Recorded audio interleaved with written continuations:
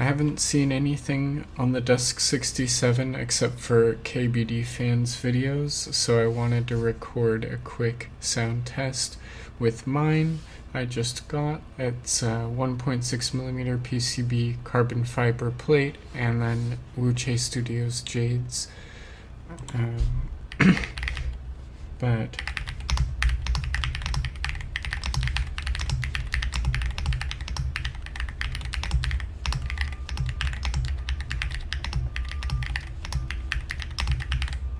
and it sounds honestly pretty nice for what it was priced at. If you don't like Ernie Flex, it's really good. It obviously brings out the sounds of switches more, so it's really nice for snappy linears and tactiles.